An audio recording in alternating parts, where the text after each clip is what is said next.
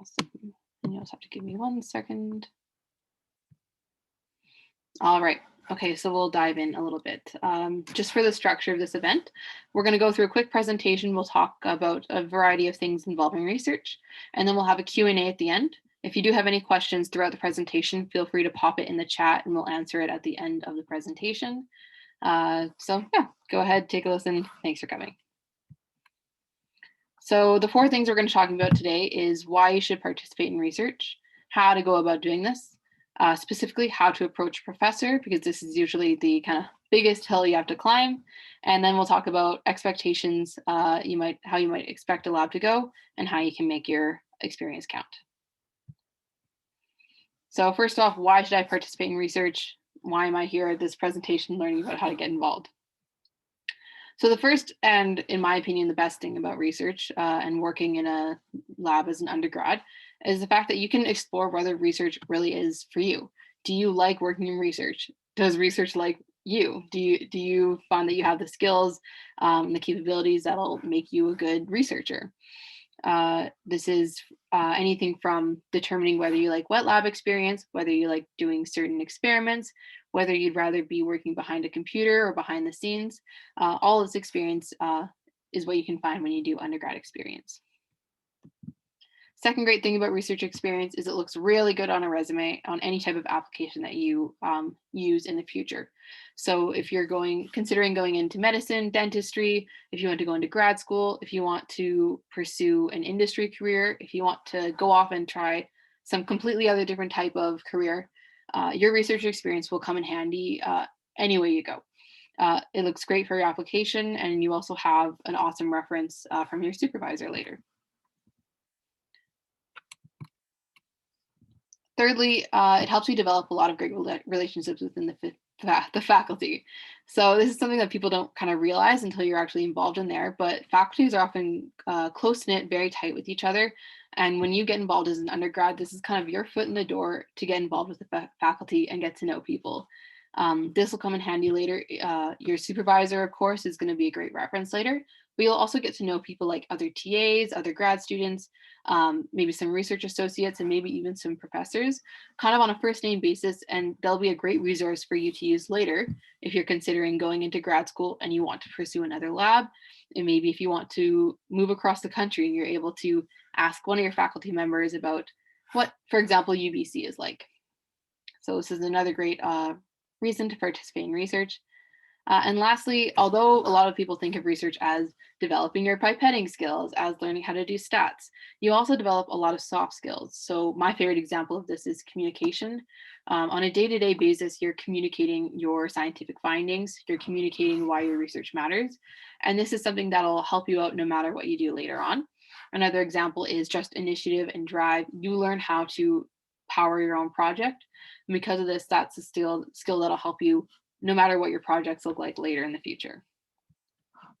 Okay, so now you guys are all super interested in getting involved in research, and I'll tell you how to go about doing it. So in my opinion, there's kind of 4 main ways that you can get involved in research. They're all kind of similar, but there's a bit of a different entry point for each one. So the first, and in my opinion, the easiest way to get involved in research is by doing a research course.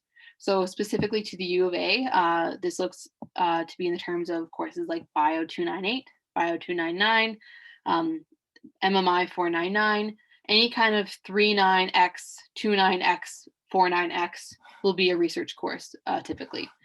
And so what these research courses look like is early on, as you're approaching the semester, you can start reaching out to professors, saying that you're interested in doing a research course. You can say, hi, my name is blah, blah, blah. I'm going into my 2nd year and I want to do a Bio 298. You can get some affirmation. Maybe you'll find a professor who wants to take you on, and then you'll sign up for this course and you'll go through and you'll both do the course component and you'll work in a lab typically. And within the course, they'll teach you how to actually be a good undergrad student, how to examine data, how to present your data, so on and so forth. So in my opinion, I think research courses are a great way to kind of jump in. Following research courses, you can also get a research certificate if you do enough courses.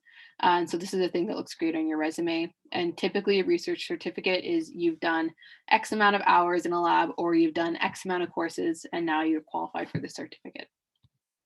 If you want to actually get paid to be doing research, you can look at a summer studentship. And so this is where you can get a source of funding. So a summer studentship typically looks like you apply earlier in the year. I would recommend around December, but I'll talk about that later. And then you apply for grants, and again, I'll talk about that later. But then you are working in a lab for the whole summer, typically every day. And it kind of gives you a bit of freedom for working. You're not restricted by classes or anything like that. It kind of becomes your full-time job, which to me is a great way to kind of really get involved in research. And then lastly, if you don't want to get paid and you want to just hand over your hours for volunteering opportunities, you can volunteer in a lab as well. And this is a great way to just kind of get your foot in the door for a research course, a research certificate, or a summer studentship. And this is just simple as reaching out to a professor and saying that you're interested in getting involved and you want to volunteer in their lab. So all of these 4 components couldn't really be made possible without people like your TAs and professors. So these are the people that I really recommend getting into contact with and getting to know kind of on a personal level as much as you can, because they'll be kind of your stepping stone into all of these different opportunities. So by your TAs, I mean any TA, if you're in kind of a first or second year lab, you'll have TAs who are doing their own research in a professor's lab. And they would love to talk about their research. So if you ever find the opportunity to go up and ask them about their research, I'm sure they'd be more than willing to tell you. And then you can maybe even ask, are there any opportunities for me? I want to get involved in research too. And the same things goes for professors. All right, so I talked a bit about funding. I'll tell you a little bit more about it because it's kind of like this mysterious abstract concept until you actually get into it. So there's different ways of getting funded, but kind of the typical idea is you submit an application to this big granting body and then you cross your fingers and then they give you money, hopefully. Specific to the U of A, I'll speak on this, is the URI, which is the Undergraduate Research Initiative. And this is a granting body that gives funding to research that involves interdisciplinary aspects.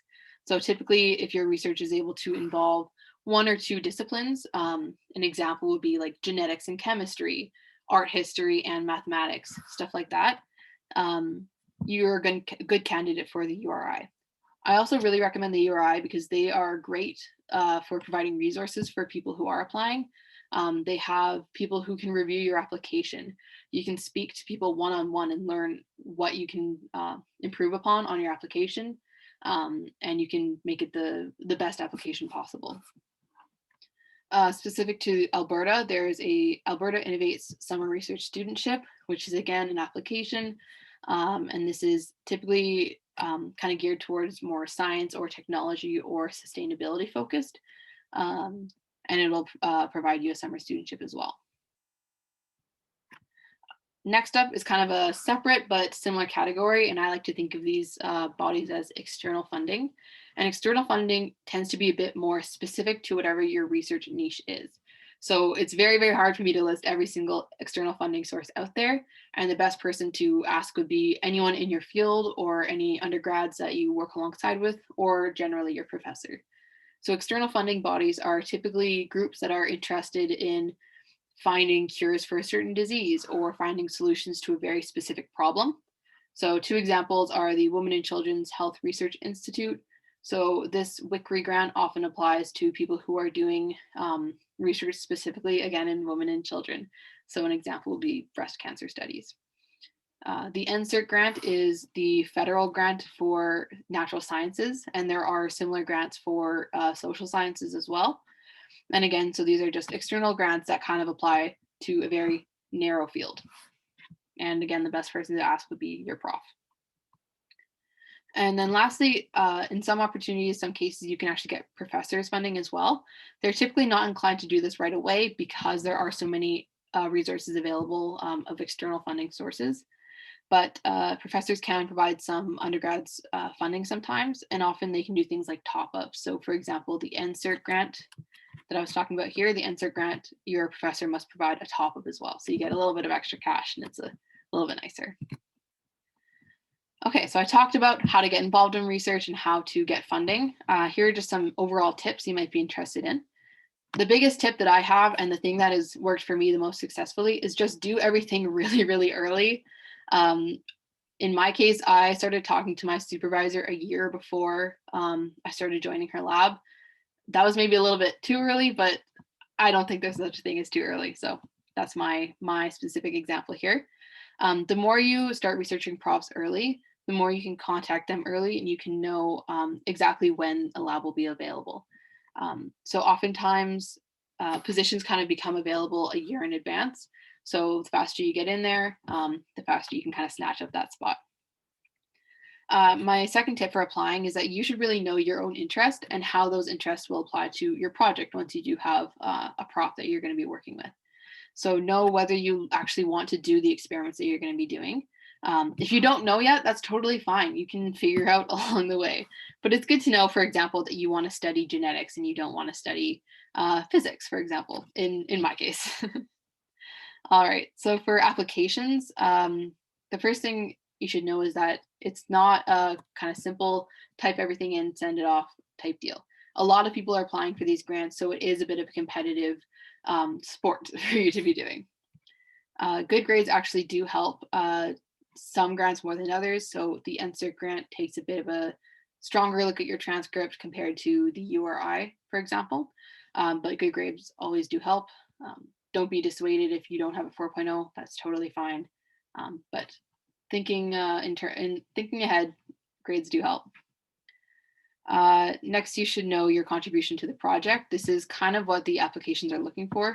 They want to know what you're going to be doing, what experiments you're going to be doing, kind of your timeline, and how this project is actually going to contribute to your professional development. So what I mean by this is you can say on your application, oh, this project is going to help me learn how to do experiments. It's going to learn, I'm going to learn how to communicate effectively. I'm also going to learn very specific niche skills, like using specific antibodies for certain experiments. And so this is a great area for you to really focus on your application, how it's gonna teach you. All right. So the last part that I will be focusing on is how you can approach a professor, because again, this is kind of that big hurdle you have to jump over.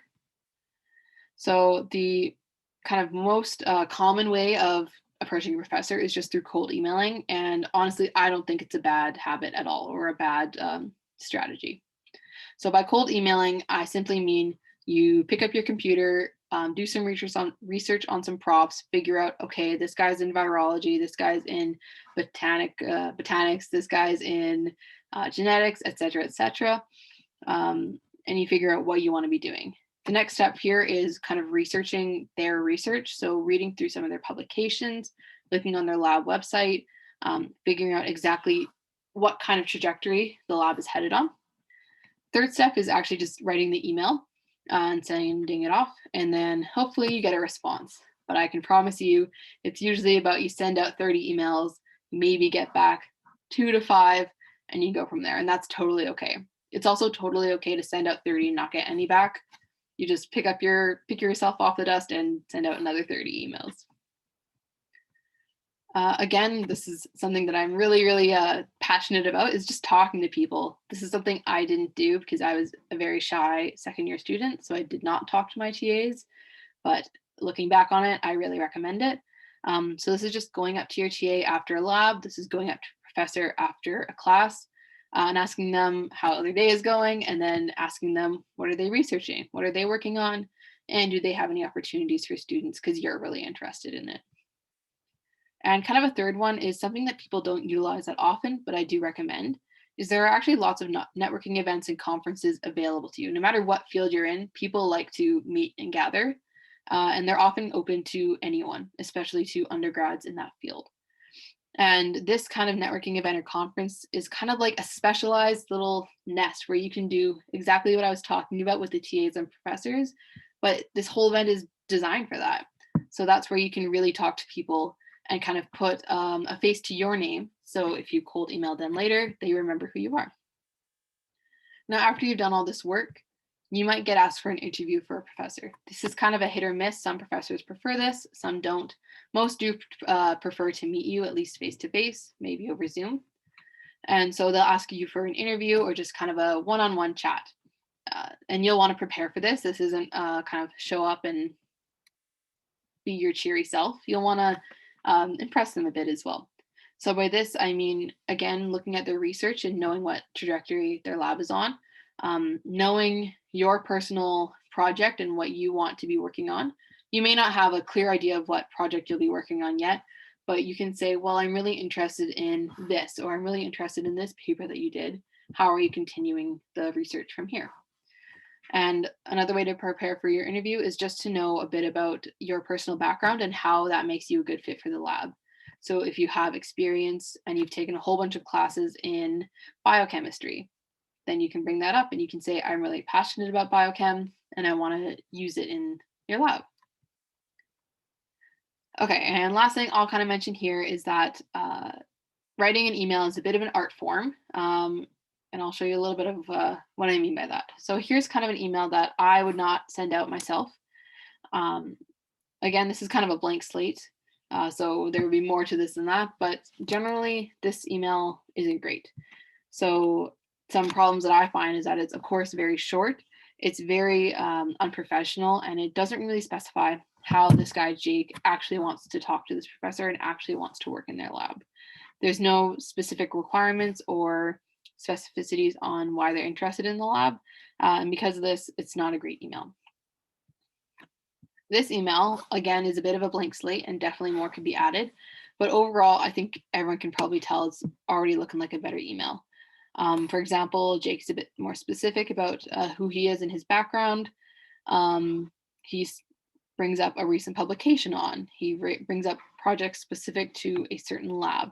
Because of this, any professor who's receiving this email is going to know that this wasn't sent out to 200 other profs and it was specific towards this one lab. Something that I also recommend personally is that some profs will ask for your transcripts and CV, some won't. If you attach it in your initial email, that's kind of a great way to get one step ahead of the curve earlier on than everyone else. They can already look at your transcript and CV if they want to.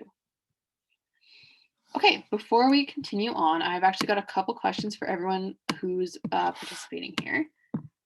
And the way you can answer is just through a quick reaction. So you can just give me a little heart, a little thumbs up, whatever suits you the most. So my first question is, has anyone here been involved in research before? So you can just give a thumbs up if you've done research before. Cool, a couple people. Oh, that's awesome. Cool. Okay, my second question, as the reactions slowly fade away, is anyone here going into their first year of university? Oh, wow. Okay, lots of first years. Oh, that's so exciting. Wow, I'm so glad everyone came to this event. That's awesome. All right, thank you so much. I'm really glad we have a lot of first years here, and I'm so excited that you guys are involved or interested in getting involved. And thank you to everyone who maybe isn't a first year, but is still really excited about getting involved in research. That's awesome. I'm now going to pass it over to Sophie, and she'll continue the presentation.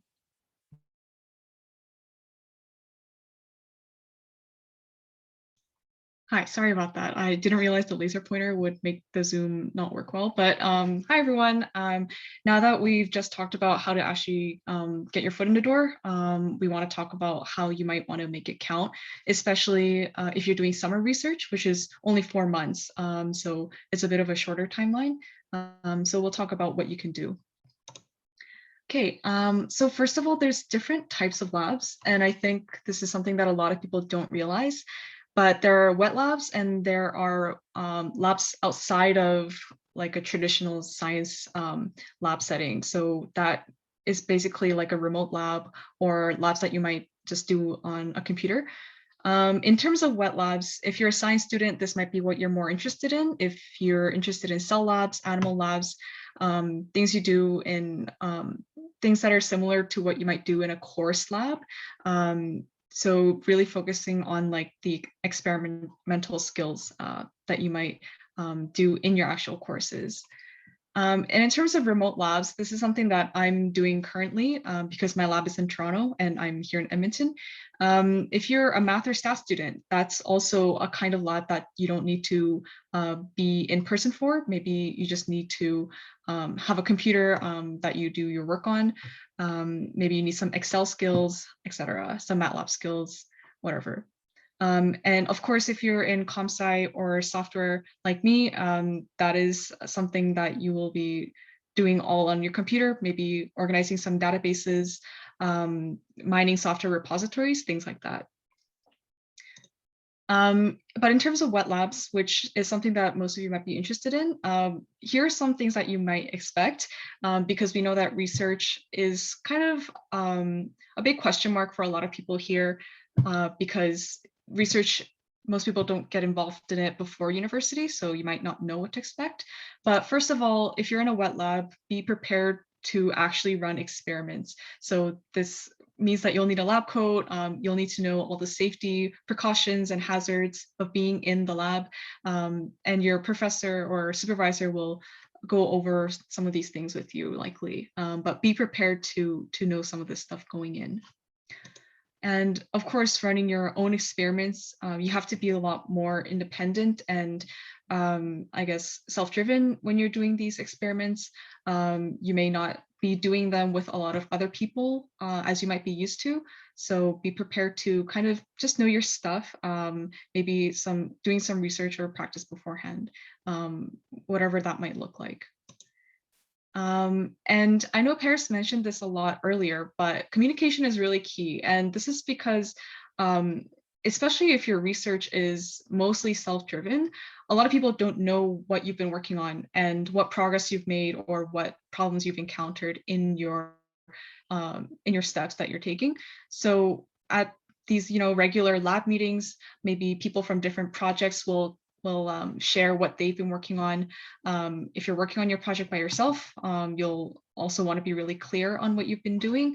And at these meetings, you can also discuss any findings. And if you are having struggles with your research, this is where your supervisor can maybe help you or other lab mates can help you. And also being able to justify what you've been doing. So justifying your methodology is a critical skill that you'll need in research and also that you'll develop as you do research. And that can also go into writing your paper, which I'll talk about later. And speaking of papers, you'll have to read a lot of papers, especially as someone who is starting out in research.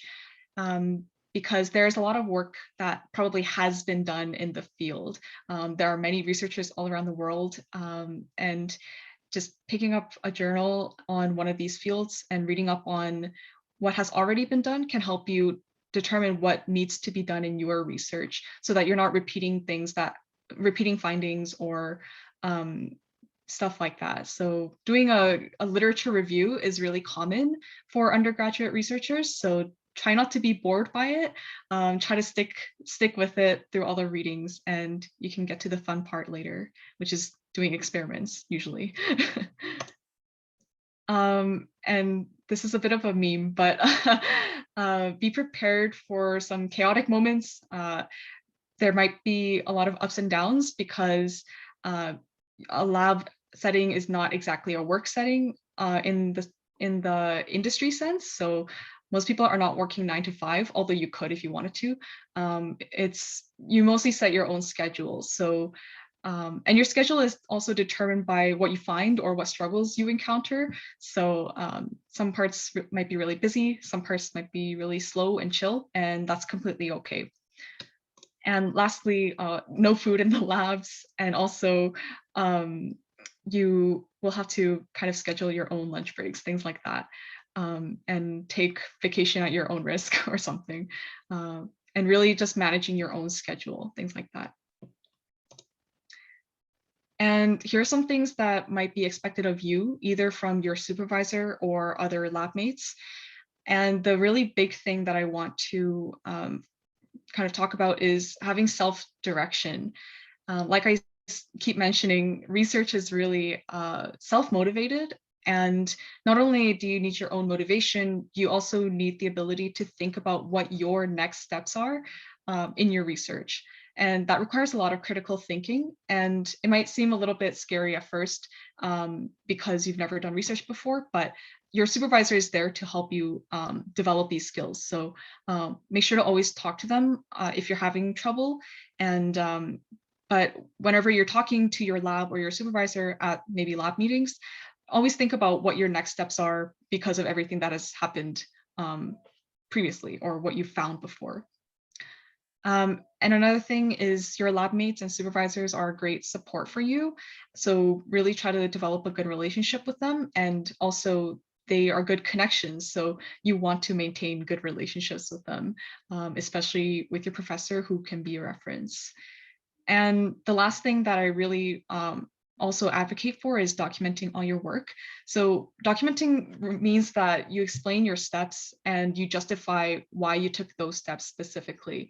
And this kind of sounds abstract, I know, but this can help you write the paper at the end of your research if you find anything interesting. Because these are the types of questions that they ask you when when you have an interview with a reviewer of a journal. They will ask you, for example, if you interview 20 people for this research, why did you just interview 20? Why not 30? And then you have to justify that part of your methodology. So you might be like, for example, you might be like, oh, we reached saturation because at 20 they kept giving us the same answer, so we didn't interview anymore, or we were limited by resources, that kind of stuff. That is what I mean by documenting your work. And obviously you want to document important results as well. That'll also go into writing a paper. Okay, so I know that was a mouthful, but I hope you got something out of our presentation and our notes and little tips. We are now going to open up the floor for any questions that you might have. And how we're going to do this is you can either type this in the chat if you don't feel comfortable using your mic, but we also encourage you to use your mic, and we would encourage you to raise your hand if you want to speak through your microphone, and we will call on people. But yeah, thanks for listening to our presentation. Awesome. Thanks, Sophie. Before we jump into the Q&A, I'm just going to stop the recording.